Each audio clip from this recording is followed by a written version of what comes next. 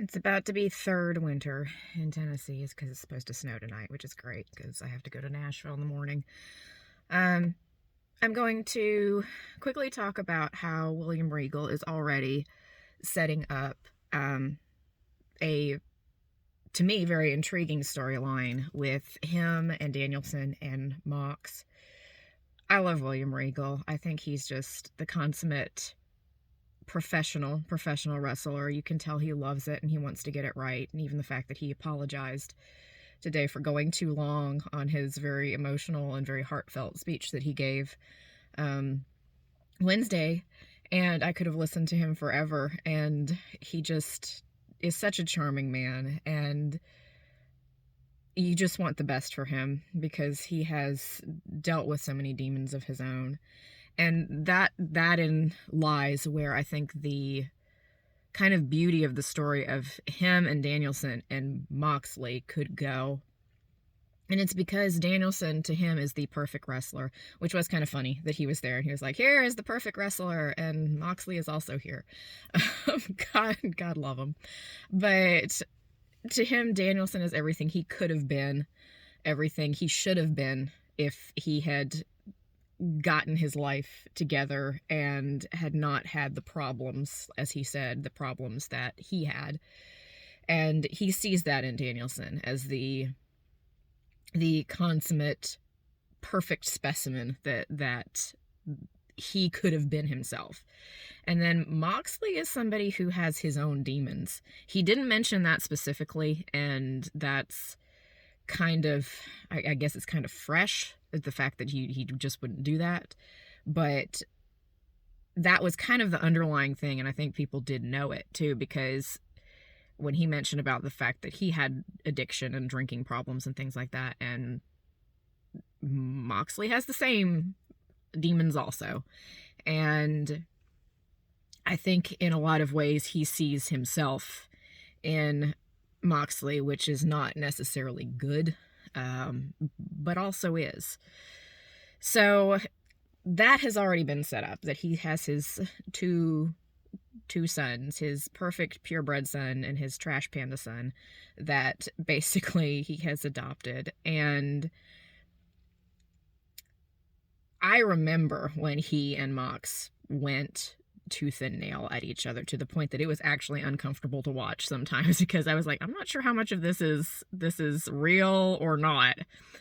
So it's going to be interesting to see that dynamic, because the way it's been set up, Danielson is very much, he's a heel. He is a heel.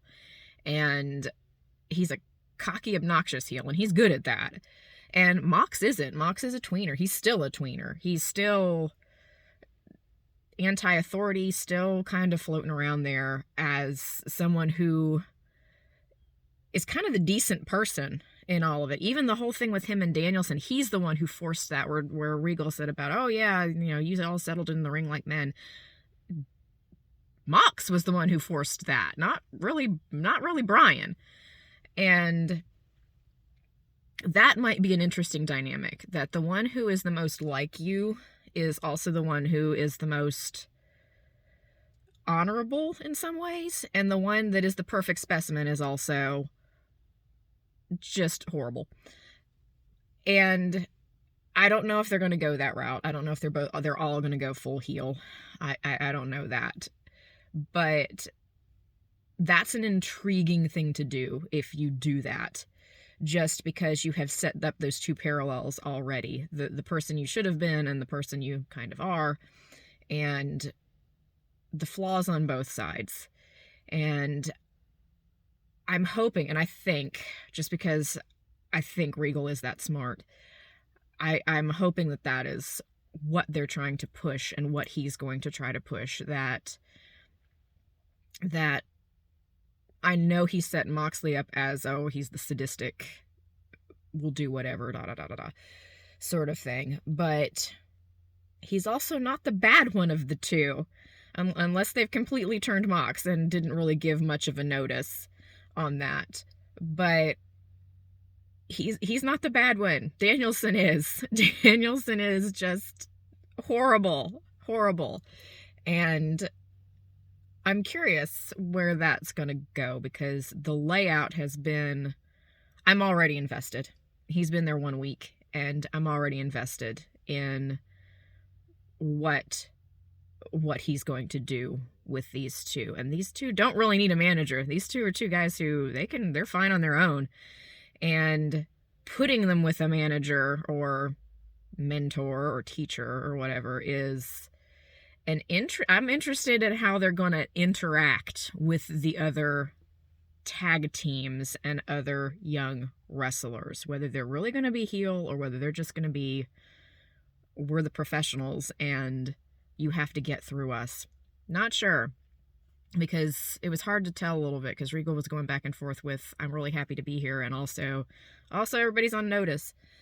So I'm thrilled Regal is there. He is invaluable to a promotion, on stage and behind the scenes and as a trainer, and just everything about him. He is invaluable to wrestling itself, and I'm so happy he's found a place again, and I'm so happy he's willing to find a place again, because that could have been something that, I'm just going to walk away from it after what happened to him. So I'm thrilled he's here. I'm thrilled he's here, and I am interested to see where this goes with Brian and Mox.